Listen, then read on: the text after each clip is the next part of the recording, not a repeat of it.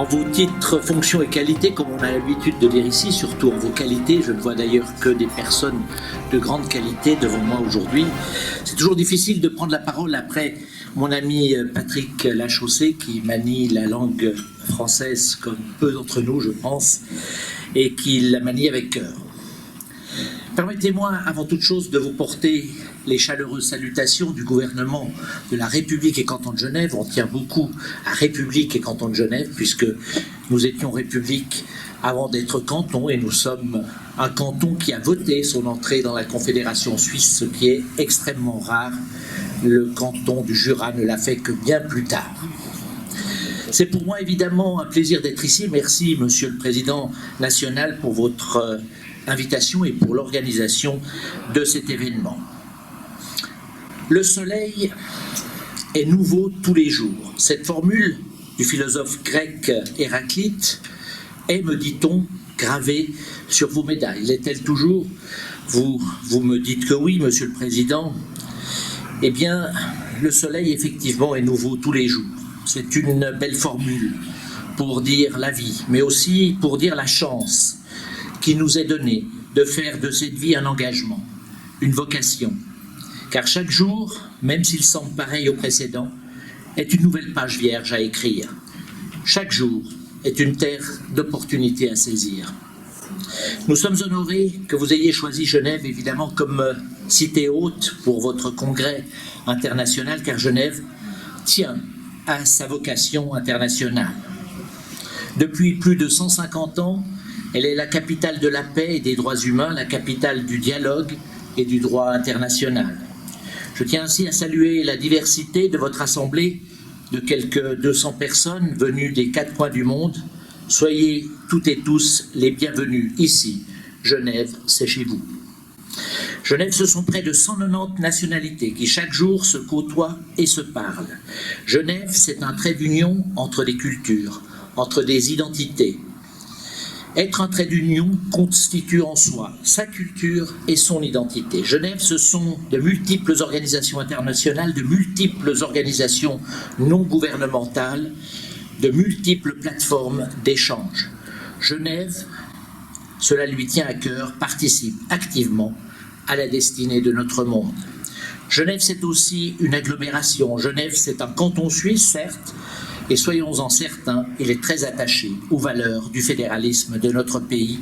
On me dit que ce matin, vous avez eu, semble-t-il, quelques explications sur le fonctionnement complexe mais passionnant de notre démocratie.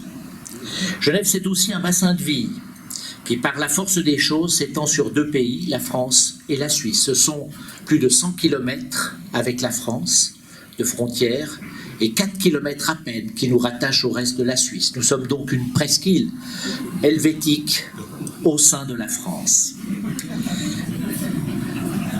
Nous le disons souvent, passer la frontière à Genève, ce n'est pas un voyage, c'est un acte du quotidien pour le travail, les loisirs, pour entretenir des liens familiaux aussi.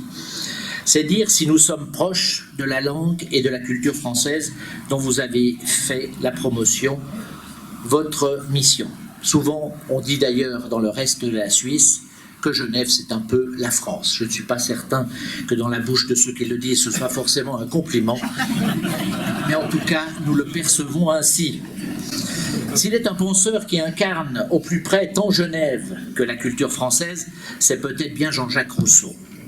À une époque de tiraillement, de déchirement, il est bon de rappeler sa certitude selon laquelle le bonheur individuel et le bonheur collectif ne sont pas incompatibles. Jean-Jacques Rousseau, c'est aussi le penseur de l'homme bon par nature, qui se méfie d'un progrès illusoire, progrès qui ne serait au fond que synonyme d'interdépendance et d'intérêt particulier. Mesdames et messieurs, il nous faut continuer à emmener la jeunesse sur les chemins du savoir en cette époque où l'homme, de plus en plus, est tenté de se tourner vers l'intelligence artificielle pour trouver des réponses à ces questions. Il nous faut continuer à emmener la jeunesse sur les chemins de la persévérance en cette époque où les décrochages scolaires se font de plus en plus nombreux. Il nous faut continuer à emmener la jeunesse sur les chemins de l'espoir, à l'heure où nos lendemains semblent de plus en plus incertains, placés sous l'ombre de multiples menaces. Je souhaiterais avoir ici une pensée pour toutes les enseignantes et tous les enseignants, toutes les éducatrices, tous les éducateurs et plus largement pour toutes celles et ceux qui éveillent la jeunesse à notre pensée et à notre culture et qui nourrissent cette vocation malgré les défis de notre temps. Je doute de la compétence de ChatGPT à répondre avec pertinence à la question « Quel est le sens de la vie ?» Car la meilleure réponse est inscrite ici, au cœur de chacune et chacun de vous. Le soleil est nouveau tous les jours.